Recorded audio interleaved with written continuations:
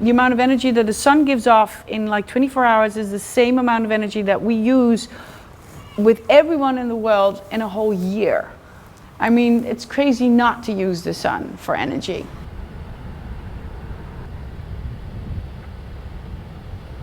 The house exists out of 3 or 4 different kind of greenhouses.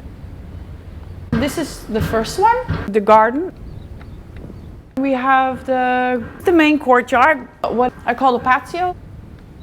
And we have the rooftop greenhouse. And then another terrace. So this is the terrace area where we cook. I cook on gas. That was the only way we could get it done. And because it was experimental and only for 3 years, we were not going to have everything installed. Okay. And I was afraid, actually, when we moved in here the first year, that my family, my friends would not want to come over here for Christmas because you have to put on your winter coat here in the winter to cook. But they actually thought it was really cool to have this sort of barbecue holiday idea that they were having on the terrace with their winter coat on. It's like an outdoor kitchen in a way. It's like an outdoor kitchen, yeah, definitely. And the nice part, I think, because this is also a house made out of wood, so the smells, they stay. By cooking out here, there's never this, smell of vegetables or whatever inside. So there's no sink or anything here or refrigerator. This is just to cook. No. So we keep moving inside and outside. So I would like to change that, of course.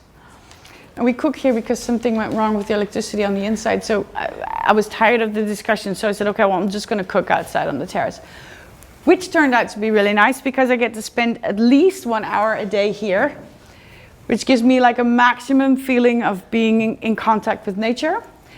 But the idea of cooking outside or going outside into a greenhouse and having that little part, it doesn't have to be as big as it is here. But it is nice to experience this, this connection to nature in an environment like Holland. And if you take a country like Holland, in which we have more rain than sun, we spend about 90, maybe 95% of our time inside. And that, of course, does something with your psychological state of mind. You become this sober, kind of dark person. It's above 50 Celsius. So, and especially during December, January, February. But because I was always here for at least an hour, I got more in tune with nature, knew more what was going on. And I used to love it, when I would really go out into the country and the farmer would say, oh, we're going to have rain within half an hour. And I would be like, how do you know? But now I know too. So here we come into the patio. This is the main courtyard, actually my most favorite place of the house. This is always a nice area because the temperature is always nice. Because the house is temporarily built, so they were not allowed to go into the ground. So they built the house on poles. But they left it open underneath so that the air can actually always circulate through it.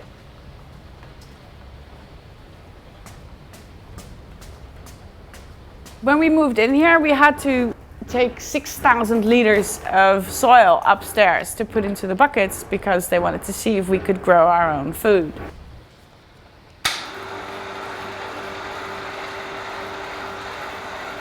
So they said, we'll take it up by hand.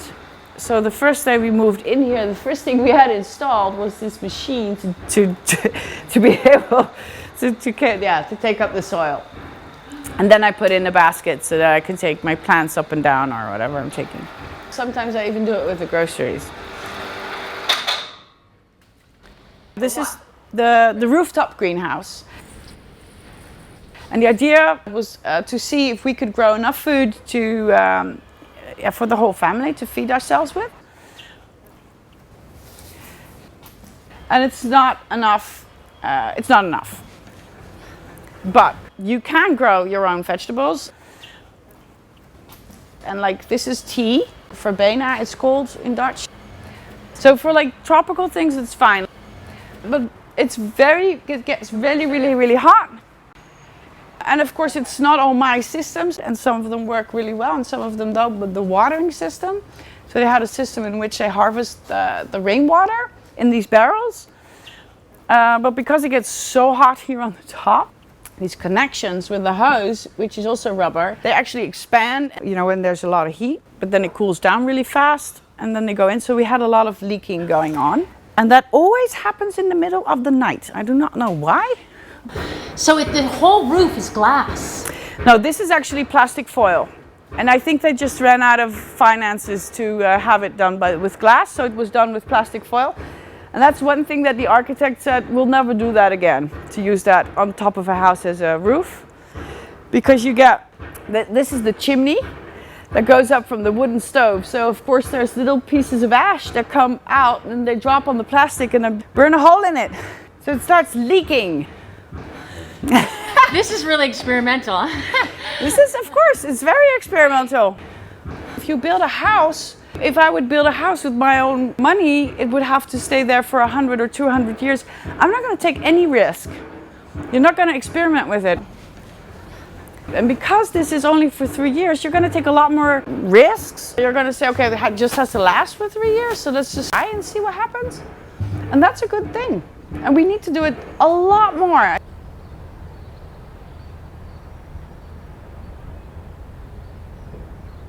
Right in front of my door is the tiny house.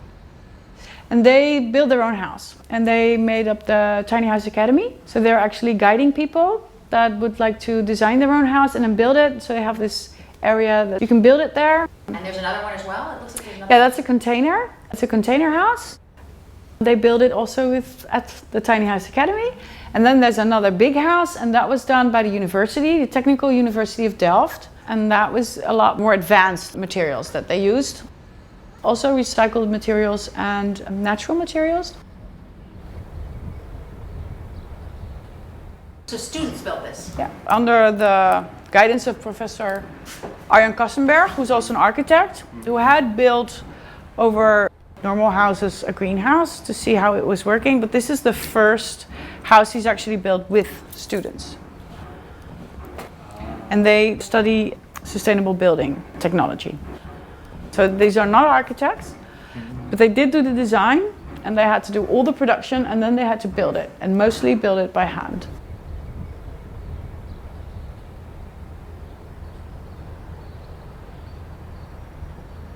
The house was of course built by students, but they took the school children from nearby and they planted all these seeds.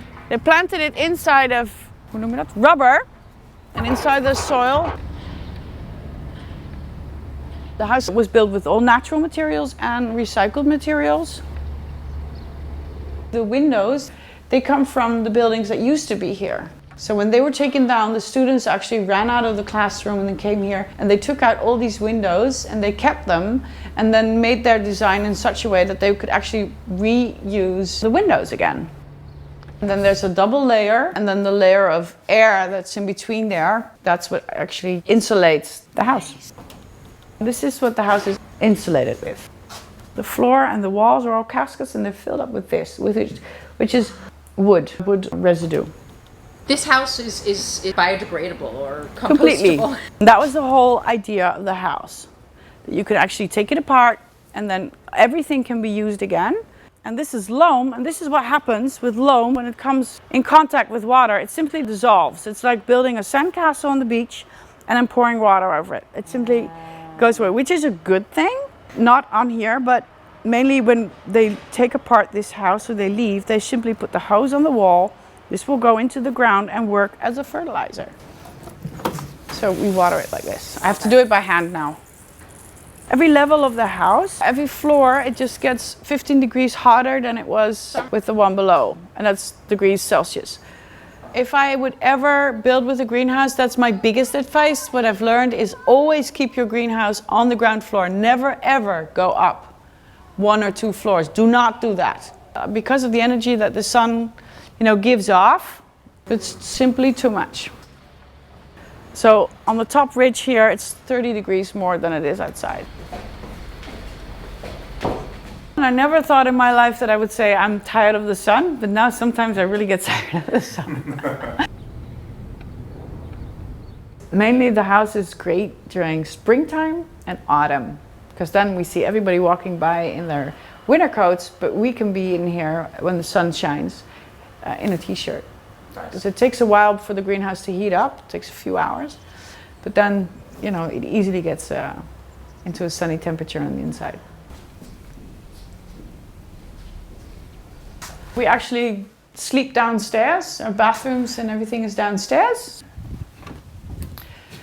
These are the bedrooms. They're also made all with loam. I like the bed, how you just stuck I some do books too. down. My daughter, she did it herself. I think they like their rooms, but they know that they're only here temporarily for 3 years. This is the bathroom, and the bathroom was also done partly with loam and the other parts with rubber. Because if you were to use tiles, you could of course not use them again. And it would actually be a pile of rubbish after 3 years that you leave behind. But the rubber, it's loose. They screwed it in here, so you can actually take it off and roll it up and take it with you. And it works actually pretty nice. It wouldn't stay forever because it gets holes in it easily. But for now, it works really well. The floor is rubber, the shower. And the story about the rubber is that when they were building the house with the students, they had already installed the loam, but they did not have the rooftop going over it. And then this great big storm came, so they ran out and they got all this rubber to like put a roof over the house that had already partly been finished and to protect it from the rain. And then they had all this rubber left afterwards. So one of the students thought that would be a nice idea to try and see what happens if you use it in the bathrooms.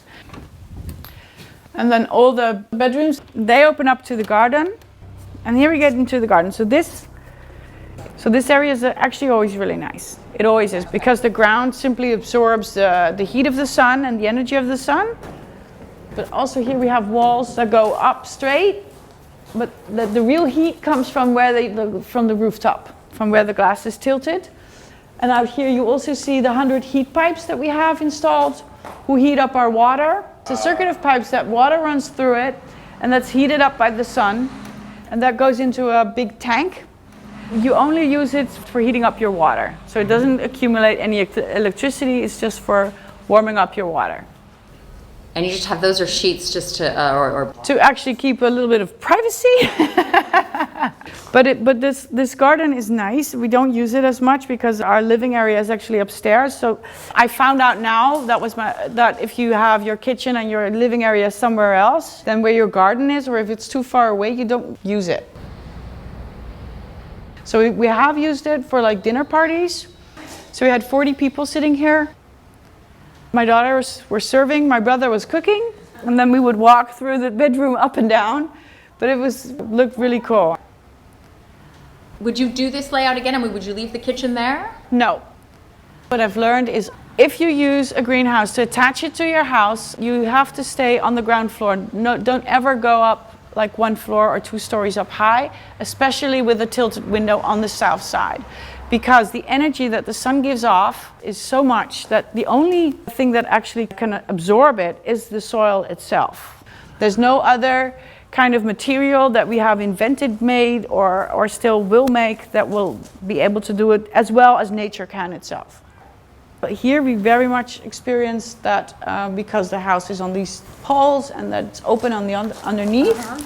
To keep the air circulation going, because in the morning when you wake up here, everything's wet. All the windows are wet from dew, and because of this airstream, it dissolves really fast. So within half an hour, it's gone. And if they would not do it, the loam would actually get mold, and it doesn't now. It doesn't at all. But we found out that plants, they cannot handle it when you have too much airflow. So all my plants, I had here like a complete tropical garden in the beginning. Everything died. So if you go into a greenhouse, like a professional greenhouse, you always walk through this hallway which stops the air from going in and out.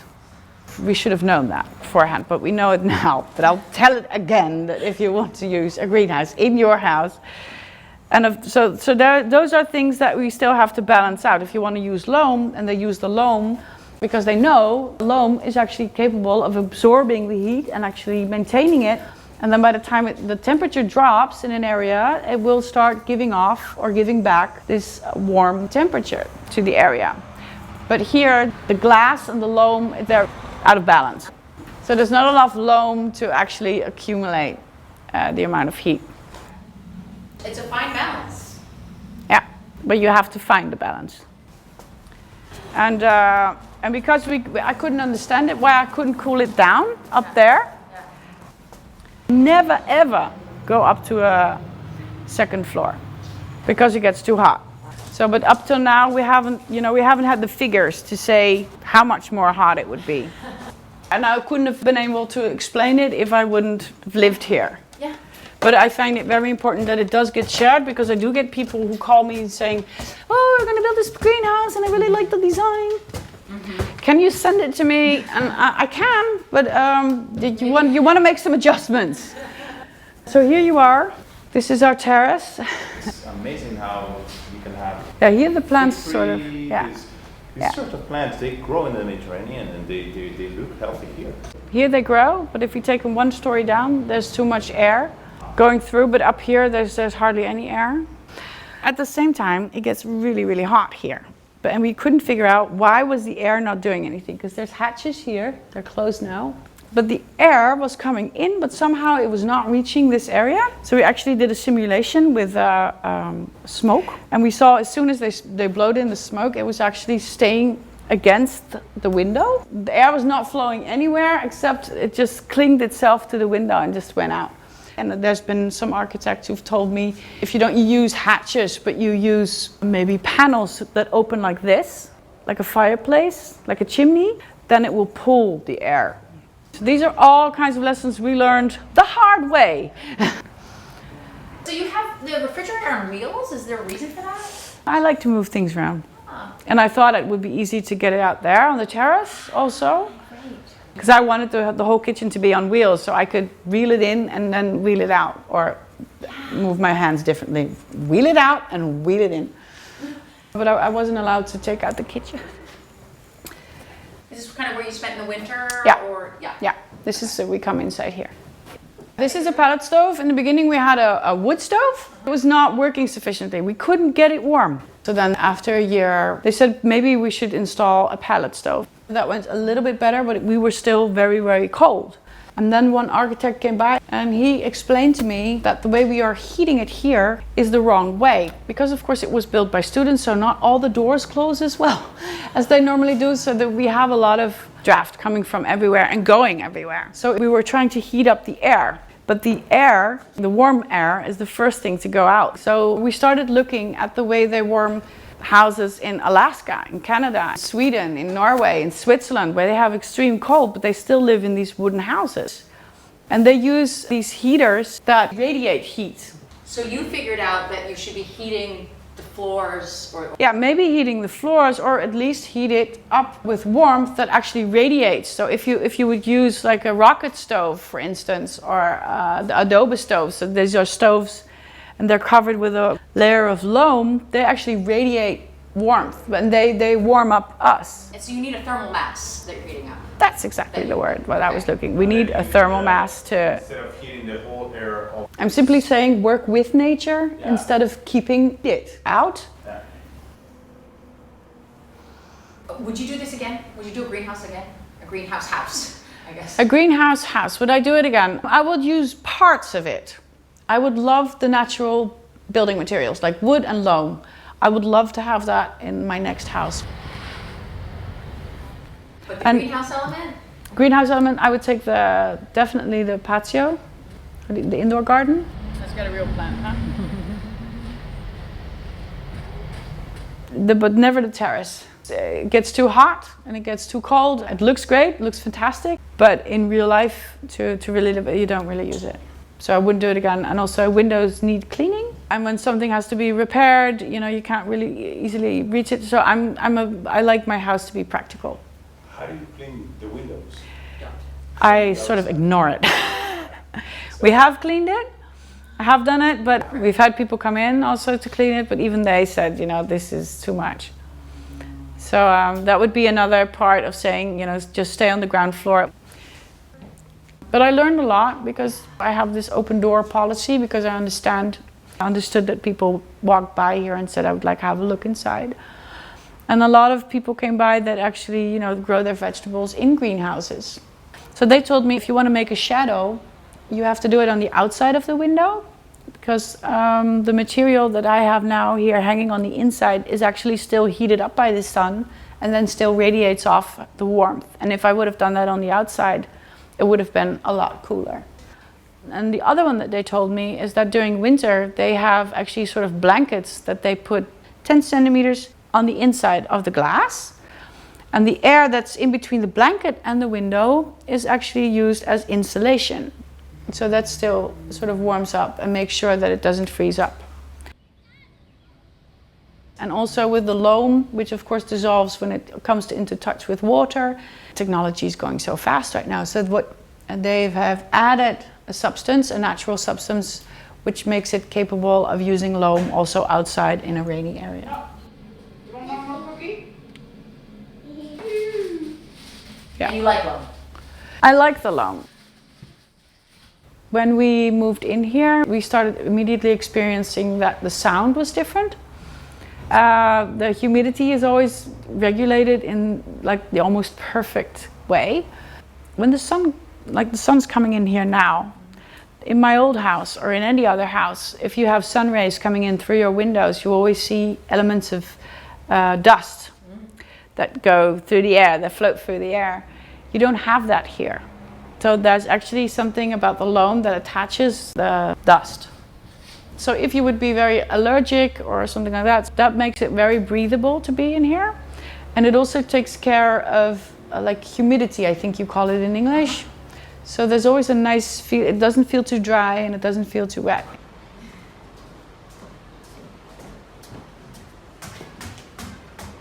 So grapes are actually plants that work really well.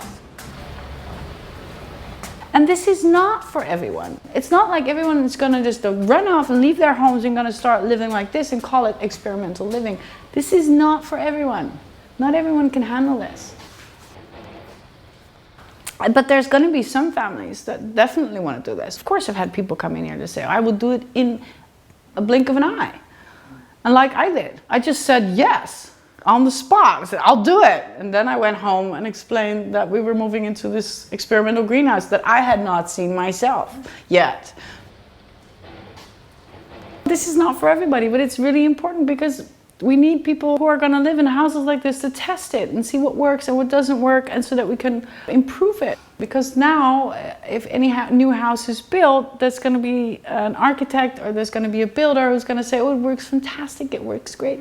And then later on, we're going to find out what doesn't work.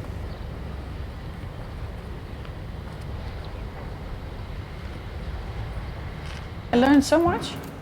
I learned a lot, and it's been great living here. And there has been days that it felt like being on a tropical holiday in my own house.